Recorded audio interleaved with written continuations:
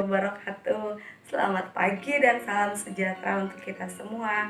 Tabi pun, apa kabar anak-anak hebat?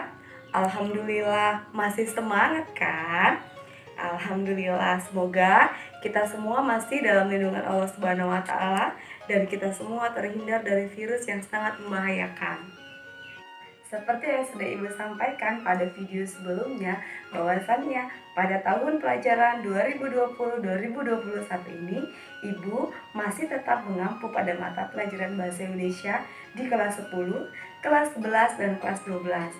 Di kelas 10, Ibu mengampu mata pelajaran Bahasa Indonesia di kelas 10 TKJ 3, 10 Multimedia 1, 10 Multimedia 2, dan 10 TKR.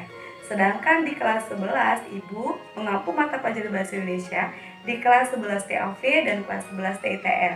Dan di kelas 12 tetap pada mata pelajaran Bahasa Indonesia di kelas 12 Multimedia 2 dan 12 TKR. Nah, untuk materi pembelajaran Bahasa Indonesia kelas 10 kali ini masih sama dengan pertemuan sebelumnya, yaitu di teks laporan hasil observasi. Nah, untuk mengetahui penjelasan lebih lanjut, mari kita simak video berikut ini. Nah, materi kita pada pertemuan kali ini masih sama dengan materi pada pertemuan sebelumnya ya nak, yaitu masih pada teks laporan hasil observasi. Nah, berikut ada contoh gambar tayangannya, silakan kalian amati. Ini adalah contoh gambar siswa SMP ya, itu sedang mengamati tanaman sayuran hidroponik. Baik. Nah, ketika kita berbicara tentang teks laporan hasil observasi, maka ada 3 kata kunci yang harus kita ketahui. Di antaranya adalah ada teks, ada laporan, dan ada observasi. Apa itu teks? Teks adalah tulisan. Laporan itu adalah hal yang disampaikan kepada orang lain, dan observasi itu adalah pengamatan. Jadi, sampai di sini apa ada yang bisa menyimpulkan apa itu teks laporan hasil observasi? Nah, jadi mari kita simpulkan bersama. Dari paparan tadi dapat diartikan bahwa teks laporan hasil observasi adalah sebuah tulisan yang dilaporkan kepada orang lain berdasarkan hasil pengamatan. Nah, di sini tujuan pembelajaran kita hari ini itu sudah tergambar pada KD 3.1 dan KD 4.1. Di antaranya KD 3.1 adalah memahami laporan hasil observasi, dan yang KD 4.1 adalah menyajikan isi teks atau intisari laporan hasil observasi. Nah, pada KD 3.1 itu memahami laporan hasil observasi, tentunya isi laporan hasil observasinya ya berupa struktur teksnya. Nah, kalau sudah memahami laporan hasil observasinya, tentu saja kita harus menyajikannya dalam secara lisan maupun tulisan. Nah, di sini ada pengertiannya sudah kita bahas tadi. Kita next aja. Di sini ada strukturnya, struktur teks LHO. Laporan hasil observasi disingkat menjadi LHO. Ada 2, ada pernyataan umum dan ada aspek yang dilaporkan. Di dalam pernyataan umum ini ya, di dalam pernyataan umum itu ada 2 kategori atau ada 2 prasyarat yang harus disampaikan di situ, yaitu harus memenuhi syarat definisi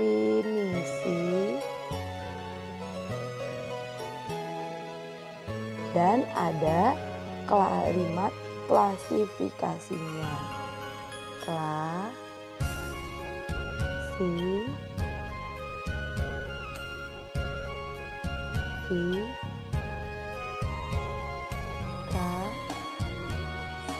Ya, ingat di dalam pernyataan umum itu harus terdapat kalimat definisi dan kalimat klasifikasi. Kalimat klasifikasi itu tidak harus diklasifikasikan, tapi bisa juga dikelompokkan, tergolong, digolongkan ya. Nah, ini maksudnya penjelasannya. Struktur teks laporan hasil observasi Itu ada pernyataan umum dan klasifikasi, merupakan bagian pembuka. Jadi adanya itu di kalimat pembuka. Kita kembali lagi. Di sini kita lihat tadi strukturnya sudah digambarkan, ada pernyataan umum dan ada aspek yang dilaporkan. Jadi minimal dalam teks laporan hasil observasi itu minimal terdiri dari 2 paragraf. Paragraf yang pertama berisi pernyataan umum, yaitu diantaranya ada di kalimat definisi dan klasifikasi, dan paragraf selanjutnya itu adalah aspek yang dilaporkannya. Dan di aspek yang dilaporkan ini boleh lebih dari 1 paragraf, boleh 2, boleh 3, bahkan boleh sejumlah aspek yang dilaporkan pada yang diklasifikasikan pada pernyataan umum.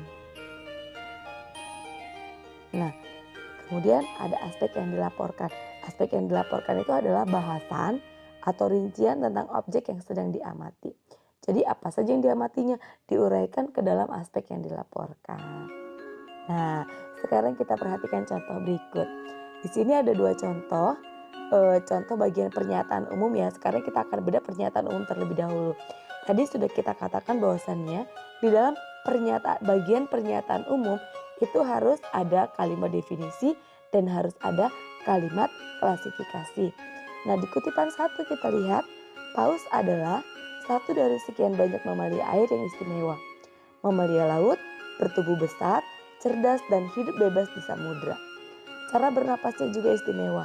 Kalau makhluk laut lain bernapas dengan insang, maka paus menggunakan paru-parunya.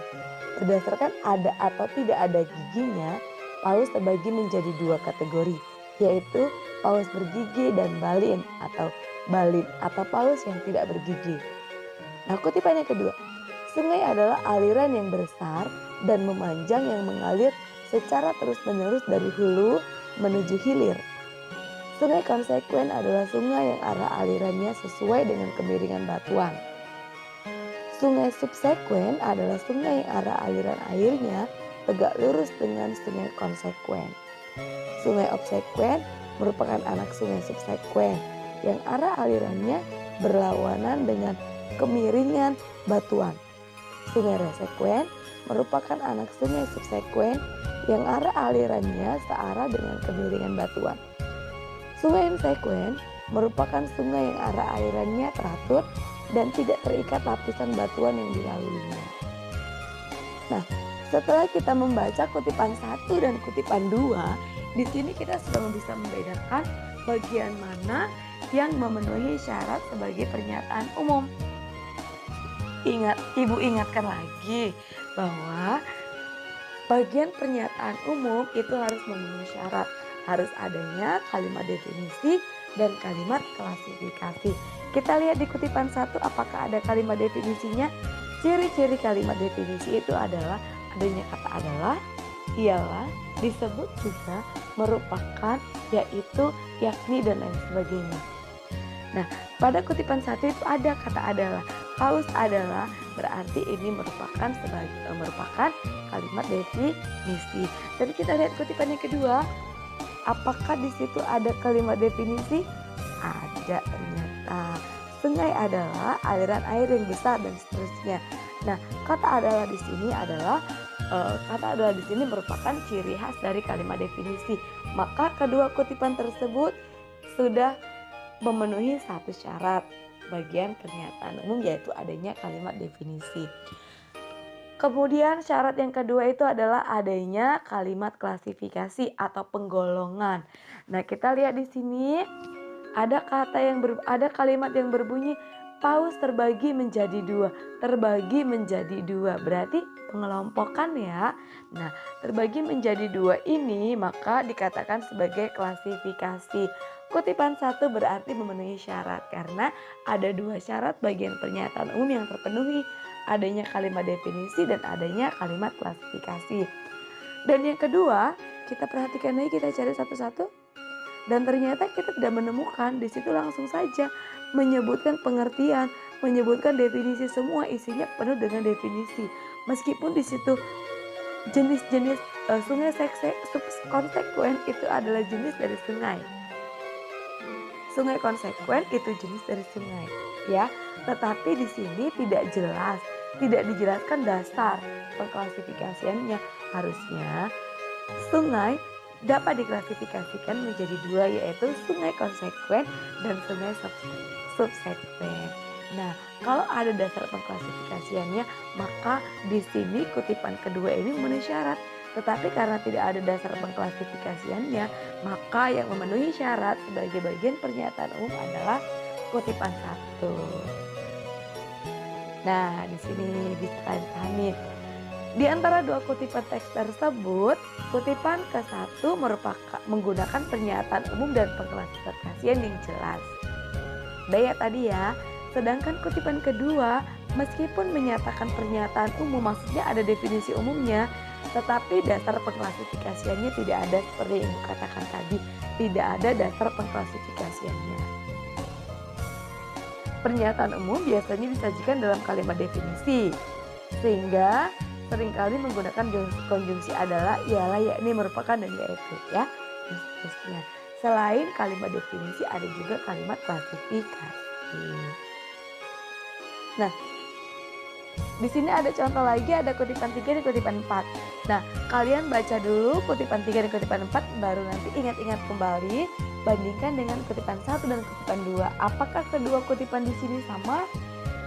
Semuanya sudah memiliki syarat sebagai bagian pernyataan umum, atau tidak memenuhi syarat, atau ada salah satu kutipan yang memenuhi syarat?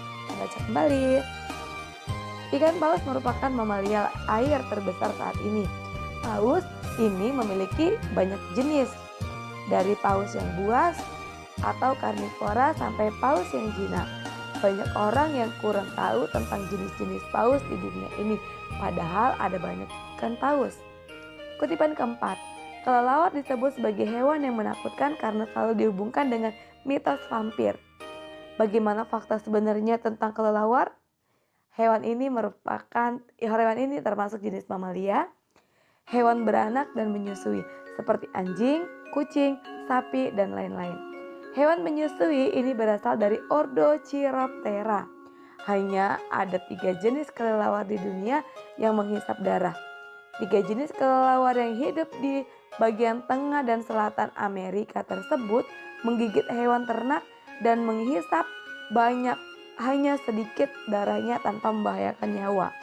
Kelelawar merupakan satu-satunya mamalia yang bisa terbang. Nah, di sini kita lihat apakah ada kalimat definisi? Ternyata ada. Dan di kutipan keempat juga ternyata ada disebut ya.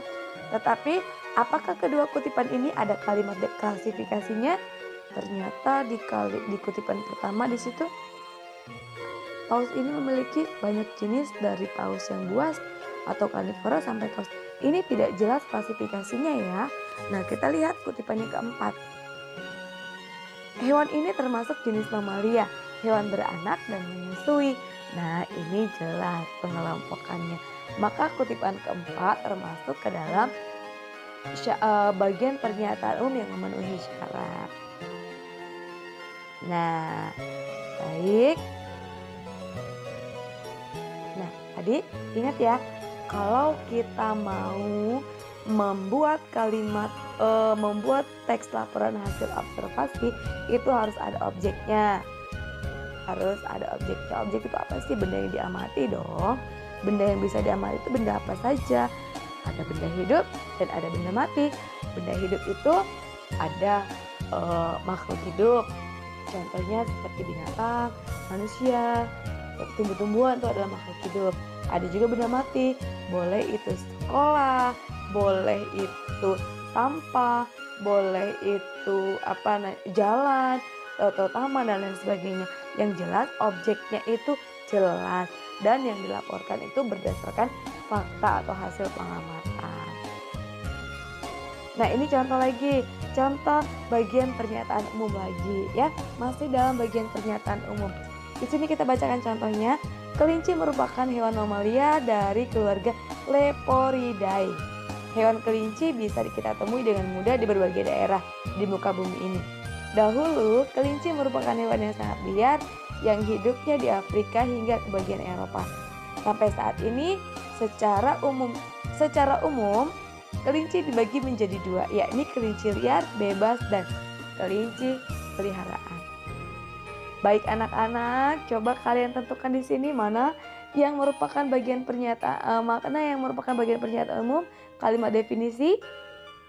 Benar sekali. Kelinci merupakan hewan mamalia dari keluarga Leporidae. Ini merupakan kalimat definisi karena ada ciri khas yaitu kata merupakannya. Dan mana yang termasuk ke dalam klasifikasi? Kelinci dibagi menjadi dua. Benar sekali. Pintar, anak-anak hebat. Anak-anak hebat. Anak-anak hebat. Ya, sekali lagi kalian harus menjadi anak-anak hebat. Paham ya? Kita lanjut lagi contohnya. Wow, gambar apa ini? Ada yang tahu ini gambar apa? Wow, ini adalah gambar sampah. Nah, ini adalah gambar sampah. Oh, ternyata di sini contohnya sampah. Nah, sampah. Kita baca lagi. Ini masih dalam bagian pernyataan umum. Kita baca lagi. Sampah ialah material hasil sisa yang tidak diinginkan ketika setelah berakhirnya suatu proses. Luar biasa. Kategori sampah bisa bersumber dari alam, manusia, industri, dan pertambangan. Sampah di planet bumi ini akan selalu bertambah selama masih adanya kegiatan yang dilakukan entah alam dan manusia. Di Indonesia, sampah setiap harinya mencapai 11.330 ton. Wow, luar biasa sekali ya nak. Sampah-sampah akan dibedakan berdasarkan sifat dan bentuknya, yaitu sampah organik dan anorganik. Nah, kalian ketemu lagi soal yang demikian. Apakah kalian sudah bisa menemukan mana yang kalimat definisi dan mana kalimat klasifikasi? Oh, sudah ada yang bisa menjawab. Benar sekali, ini adalah kalimat definisi. Dan dibedakan, sampah-sampah akan dibedakan berdasarkan sifat dan bentuknya, yaitu sampah organik dan sampah anorganik. Benar sekali, ini adalah kalimat klasifikasi. Jadi dari dua contoh ini semuanya memenuhi syarat ya nak. Dari contoh LHO yang kelinci tadi dan contoh sampah, bagian pernyataan umumnya sudah memenuhi syarat sebagai pernyataan umum, yaitu adanya kalimat definisi dan adanya kalimat klasifikasi. Nah, tadi kalian sudah menyaksikan atau sudah menyimak tentang contoh bagian pernyataan umum. Sekarang saatnya kalian melihat contoh bagian aspek yang dilaporkan. Dari yang sampah ya. Tadi ibu ulang lagi di sini tentang sampah. Sampah ialah material hasil sisa yang tidak diinginkan ketika setelah berakhirnya suatu proses dan seterusnya ya. Di sini bisa kita kategorikan, di sini adalah ada bagian definisi umum dan di sini adalah bagian aspek yang dilaporkan. Nah, nanti di aspek yang dilaporkan itu kalian harus melaporkan sampah organik dan sampah anorganik. Nah, kita lihat di sini. Nih, aspek yang dilaporkan sampah organik dulu ya, yang dijelaskan. Apa itu sampah organik? Kalian jelaskan sampah organik itu apa? Sampah organik adalah sampah yang berasal dari sisa makhluk hidup yang mudah terurai secara alami tanpa proses campur tangan manusia untuk dapat terurai. Sampah organik bisa dikatakan sebagai sampah ramah lingkungan. Bahkan sampah bisa diolah kembali menjadi sesuatu yang bermanfaat bila dikelola dengan tepat. Tetapi sampah bila tidak dikelola dengan benar akan menimbulkan penyakit dan bau yang kurang sedap, hasil dari pembusukan sampah organik yang cepat. Contohnya, sisa makanan, sayuran, dan daun kering sampah organik ini bisa diolah menjadi kompos. Nah, ini adalah contoh aspek yang dilaporkan baru satu. Ya, tadi yang kalian sebutkan adalah sampah organik dan sampah anorganik. Nah, kalian sudah membuat satu, berarti kalian harus menambahkan satu lagi, sampah anorganiknya. Dijelaskan lagi dan berikut contohnya. Nah, jika ini digabungkan menjadi satu buah teks ya, tadi ada bagian pernyataan umumnya, kemudian diikuti dengan aspek yang dilaporkan ini, maka itu sudah menjadi satu buah teks laporan hasil observasi. Nah, anak-anak, menurut ibu kalian sudah paham ya. Jadi kalian paham ini? Ada gambar harimaunya. Di sini ada gambar manusia yang sedang melihat mengamati harimau. Di sini coba hasil pengamatannya itu adalah dia termasuk kucing besar, binatang mamalia, berkaki 4, hewan pemangsa dan pemakan daging. Kemudian bulunya berwarna coklat keemasan dan belang hitam, tingginya mencapai 1,5 meter, panjangnya 3,3 meter, dan seterusnya. Boleh kalian mencari informasi tentang harimau lewat Google juga ya. Nah, tugasnya membuat paragraf pernyataan umum yang sesuai dengan kriteria dengan objek pengamatan harimau. Jadi ingat, membuat pernyataan umum ya, ada kalimat definisi dan klasifikasinya. Jadi kamu jelasin dulu tuh definisi harimau itu apa. Harimau merupakan binatang mamalia dan seterusnya. Dan kemudian klasifikasikan harimau tergolong dalam bentuk apa, atau harimau dapat digolongkan menjadi, atau harimau dapat diklasifikasikan menjadi berapa, atau ada beberapa jenis contoh harimau dan seterusnya. Baru kalian sampaikan aspek yang dilaporkannya. Aspek yang dilaporkan di sini itu ini tidak baku ya, tidak harus seperti ini hanya sebagai contoh saja. Boleh sesuai dengan apa yang ingin kalian sampaikan. Baik anak-anak, alhamdulillah materinya sudah selesai. Terima kasih atas perhatiannya dan partisipasinya. Sampai jumpa di pertemuan selanjutnya ya. Jangan lupa tugasnya dikerjakan. Oke, assalamualaikum warahmatullahi